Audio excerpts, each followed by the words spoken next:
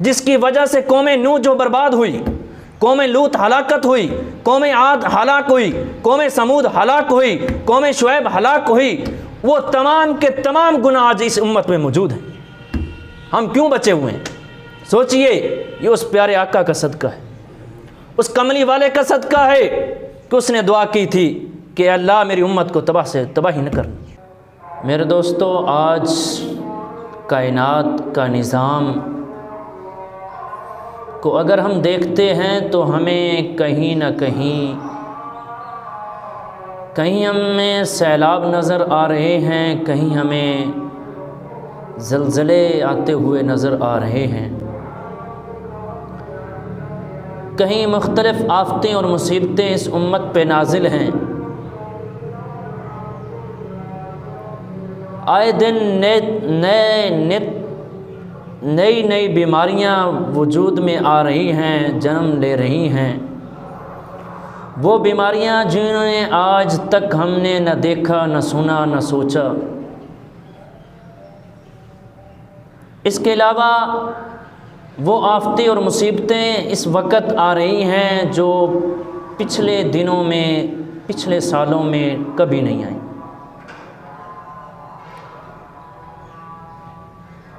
تو ان تمام حالات میں، ان آفتوں اور مصیبتوں کے حالات میں قرآن و سنت کی روشنی میں ہمیں کیا سبق ملتا ہے، ہماری شریعت جو ہے ہماری کیا رہنمائی کرتی ہے، ان تمام پہلوؤں کو جاننا امت مسلمہ پہ لازم ہے۔ آج جمعۃ المبارک کے خطبے کے اندر اسی حوالے سے چند ایک باتیں عرض کرنے کا ارادہ ہے۔ میرے دوستو، اللہ رب العزت نے کائنات کا نظام بنایا، اس کا صرف اور صرف ایک ہی مقصد تھا کہ کائنات کا نظام جو بنایا ہے، چاہے وہ آسمان ہو، زمین ہو، ہوائیں ہوں، دریا ہوں، سمندر ہو، خشکی ہو، تری ہو، سب کچھ جو کائنات میں ہمیں نظام نظر آ رہا ہے، یہ اللہ رب العزت نے انسان کے فائدے کے لیے، انسان کی خدمت کے لیے بنایا۔ اللہ رب العزت نے اس کا ذکر اپنے کلام مجید میں مختلف جگہوں پر کیا ہے اور انسان کے اوپر جو ہے اپنی نعمت کا اظہار کیا ہے۔ کہیں اللہ رب العزت جو ہے اپنی زمین کا ذکر کرتے ہوئے اپنے کلام الہی میں فرماتے ہیں، الذی جعل لکم الارض فراشا، کہ یہ جو زمین ہے یہ میں نے بچھائی ہے انسانوں کی خدمت کے لیے، فائدے کے لیے، کہ یہ وہ زمین ہے جس پر انسان بھی چل رہے ہیں، جانور بھی چل رہے ہیں، پرندے، حتیٰ کہ اللہ کی تمام مخلوق جو ہے اس زمین کے اوپر موجود ہے۔ اللہ نے انسان بلکہ اپنی پوری مخلوقات کے لیے، اللہ نے اس کے فائدے کے لیے، اس کی خدمت کے لیے زمین کو بچھا دیا۔ الذی جعل لکم الارض فراشا والسماء بناء۔ اللہ رب العزت آگے ارشاد فرماتے ہیں کہ الذی جعل لکم الارض فراشا والسماء بناء، کہ آسمان کو بنایا بطور چھت کے، کہ اللہ رب العزت نے اس پوری کائنات کو ایک چھت کے طور پر آسمان کو اوپر بنا دیا بغیر ستونوں کے۔ اس کے علاوہ آپ دیکھیں کہ اللہ رب العزت نے ان ہواؤں کو چلایا۔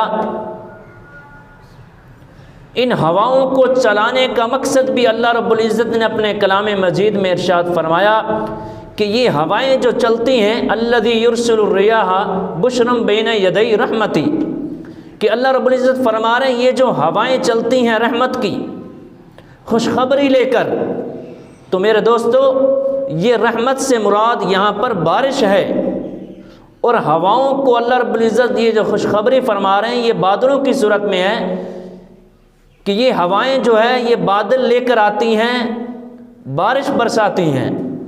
تو ان ہواؤں کا فائدہ اور اس ہوا کی نعمت کا اظہار اللہ فرما رہے ہیں کہ یہ ہوا کی نعمت جو انسان کو میں نے دی ہے انسان کے فائدے کے لیے، انسانیت کے نفع کے لیے۔ اور اس کی خدمت کے لیے میں نے ہوائیں چلائی ہیں۔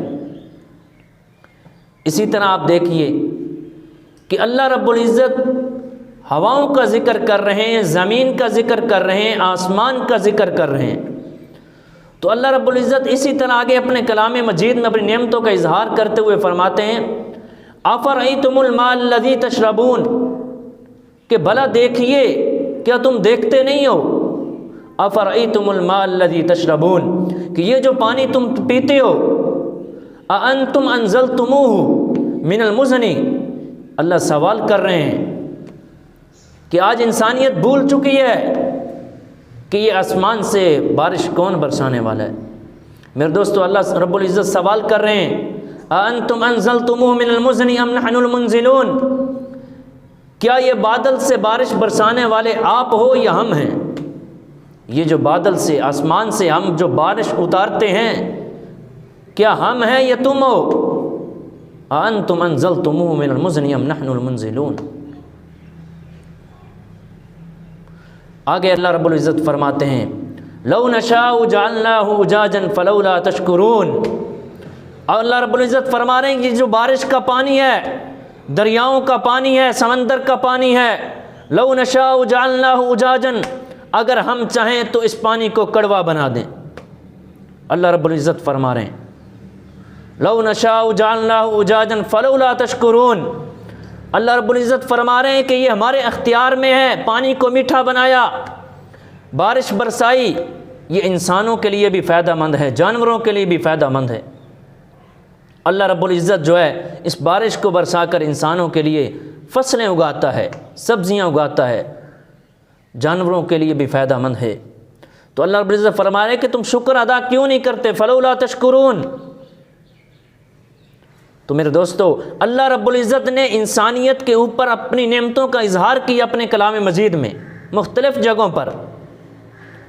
تو میرے دوستو، اللہ رب العزت فرما رہے ہیں کہ یہ تمام کائنات کا نظام میں نے بنایا ہے اور آپ کے لیے ہی بنایا ہے۔ اب یہاں پر سوال ہوتا ہے کہ ہمیں قرآن مجید سے یہ معلوم ہوتا ہے کہ اللہ رب العزت نے زمین و آسمان، یہ ہوائیں اور آسمان سے بارش برسانا، یہ ساری نعمتیں انسان کے فائدے کے لیے بنائی ہیں، لیکن بظاہر ہم دنیا میں دیکھتے ہیں کہ یہی زمین جو ہے، زمین سے انسان کو نقصان مل رہا ہے۔ آخر کیا وجہ ہے؟ یہ آگے آ کر آپ کو بات سمجھاتے ہیں کہ زمین سے کیسے نقصان ہوئے۔ آپ سابقہ امتوں کے حالات پڑھیے، سابقہ پچھلی امتوں کے حالات و واقعات بھی ہمیں قرآن مجید بتا رہا ہے۔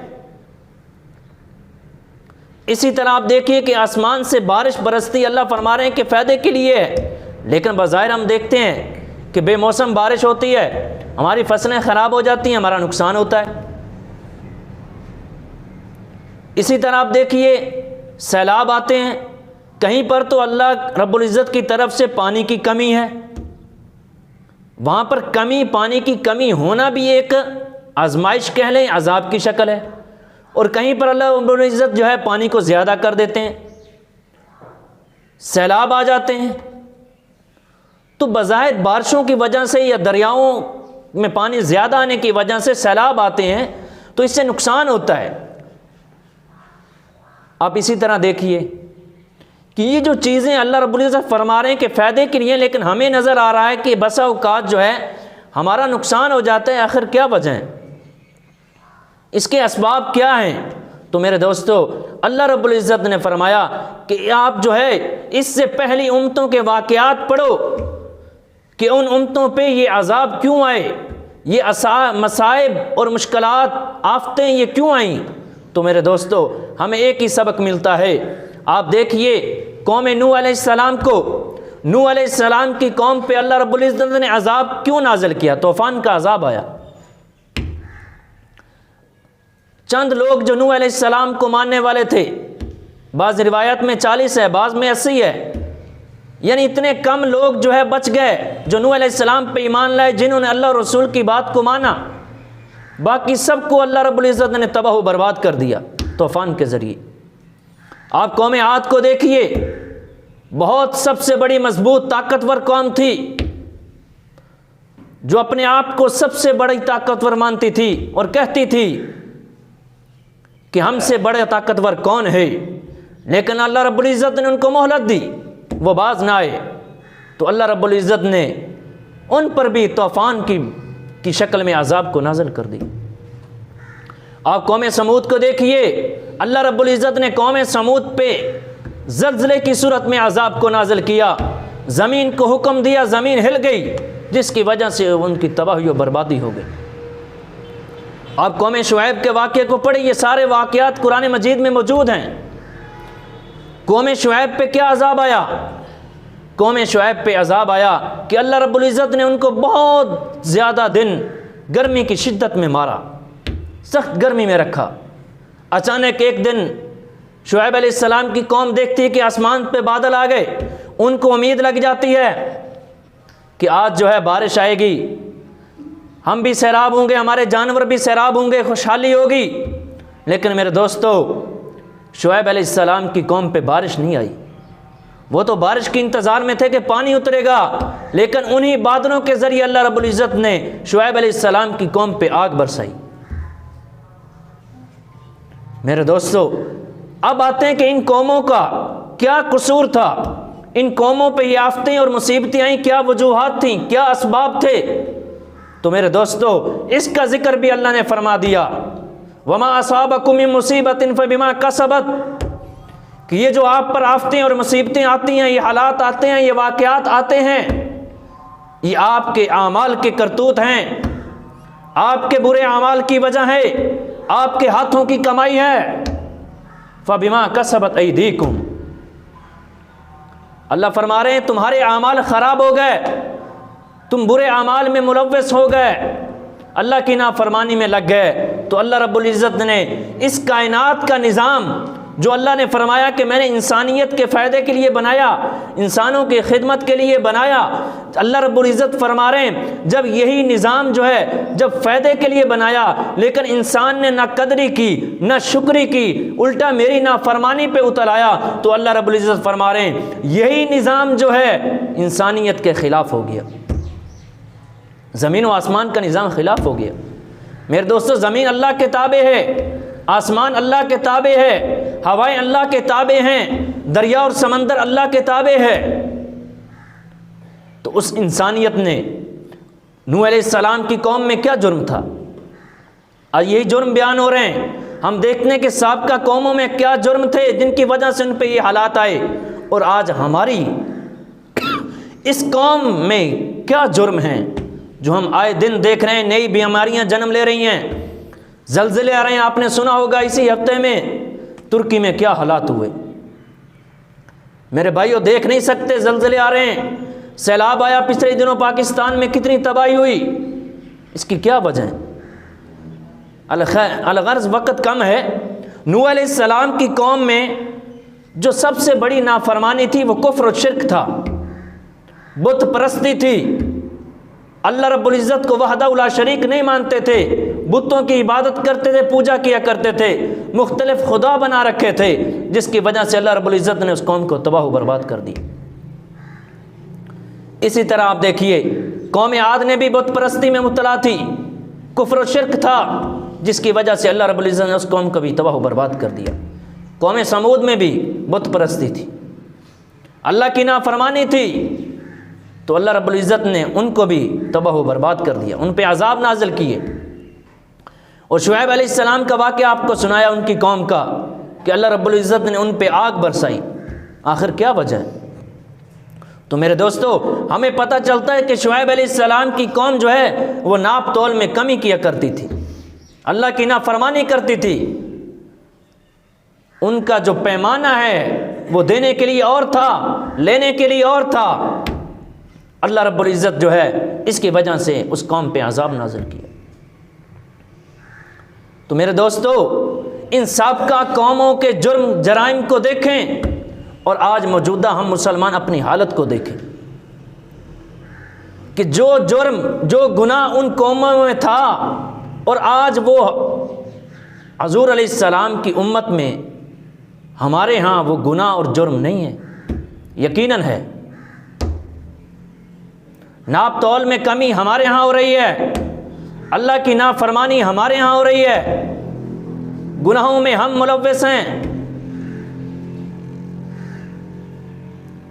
آپ دیکھیے بت پرستی بھی ہمارے یہاں ہو رہی ہے۔ ہمارے گھروں کی عورتیں درباروں پہ جا رہی ہیں، پیروں سے مانگ رہی ہیں، پیروں کو کہہ رہی ہیں بیٹے دے دو۔ بیٹے دینے والا تو اللہ ہے، یہ بت پرستی ہے جو نوح علیہ السلام کی قوم کیا کرتی تھی۔ کفر و شرک میں آج ہم بھی ملوث ہیں۔ میرے دوستو، یہ اللہ رب العزت کی طرف سے یہ جو مصائب، یہ مصیبتیں، یہ حالات، یہ واقعات زلزلے کی صورت میں، سیلاب کی صورت میں جو آتے ہیں، ان سب کی ایک ہی وجہ ہے کہ سب ہمارے اعمال کے کرتوت ہیں۔ ہمارے اعمال درست نہیں ہیں، ورنہ اللہ رب العزت ہم پر ظلم نہیں کرتا۔ اللہ رب العزت نے اپنے کلام مجید میں فرمایا وَمَا ظَلَمَهُمُ اللَّهُ وَلَكِنْ كَانُوا أَنفُسَهُمْ يَظْلِمُونَ، کہ اللہ ظلم نہیں کرتا، وَلَكِنْ كَانُوا أَنفُسَهُمْ يَظْلِمُونَ، یہ ہمارے جو ہیں، ہمارے خود اپنے اوپر ظلم ہے۔ ہم اللہ کی نافرمانی میں اس حد تک گر چکے ہیں۔ قوم لوط پر کیوں عذاب آیا؟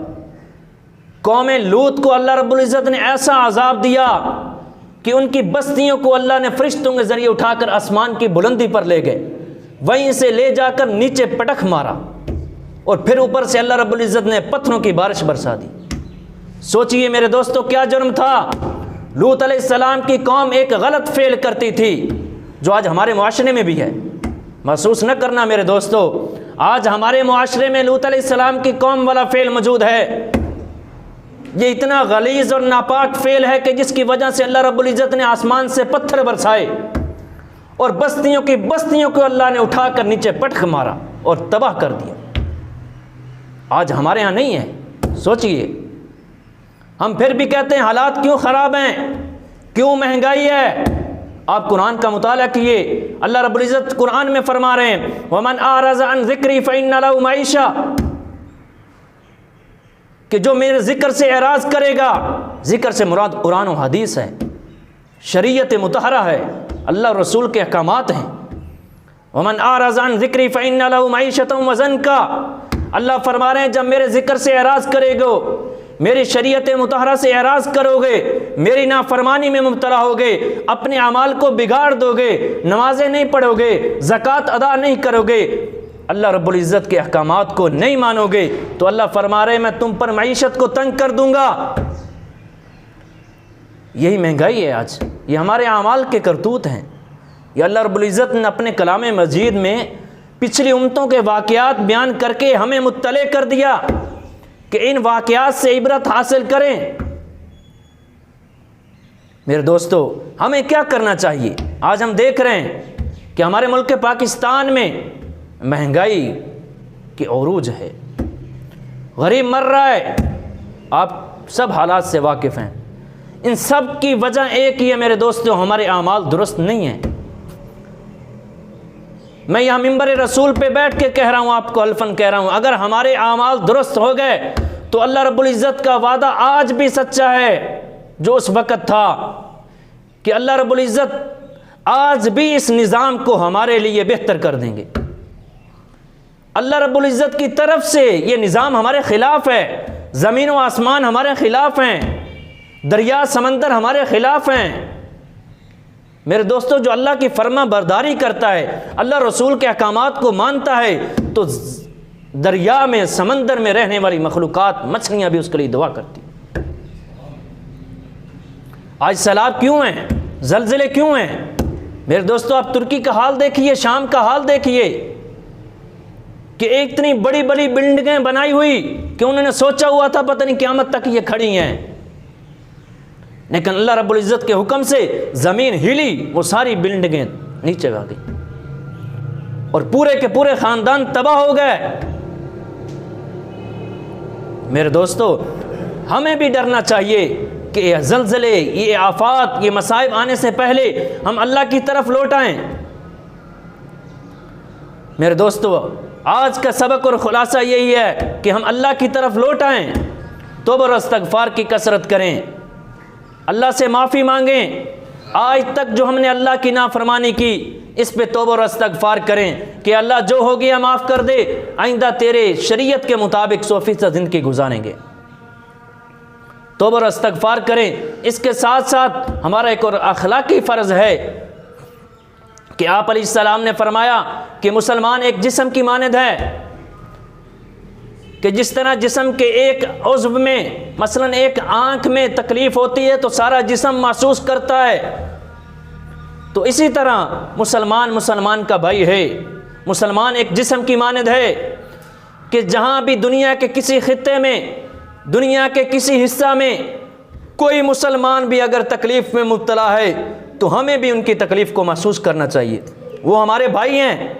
قرآن و حدیث کی روشنی میں پوری دنیا میں جہاں بھی بسنے والے مسلمان ہیں ہمارے بھائی ہیں۔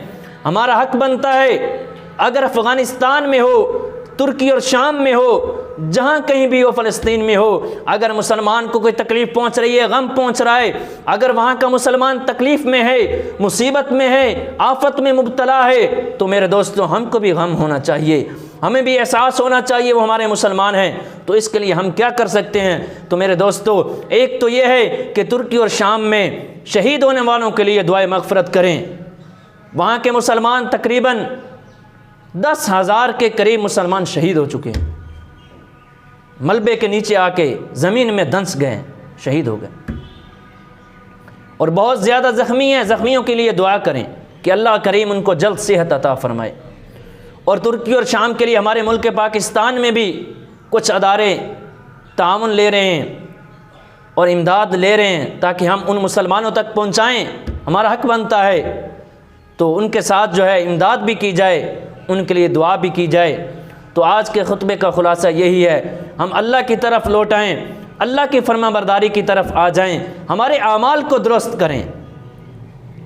آپ علیہ السلام نے فرمایا، ایک حدیث ہے ترمذی شریف کی، کہ آپ علیہ السلام نے فرمایا کہ مسلمانوں امر بالمعروف اور نہی عن المنکر کرتے رہنا۔ اگر تم امر بالمعروف اور نہی عن المنکر کو چھوڑ دو گے تو یاد رکھو تم پر اللہ کی طرف سے عذاب آئیں گے، پھر تم دعائیں مانگو گے، دعائیں قبول نہیں ہوں گی۔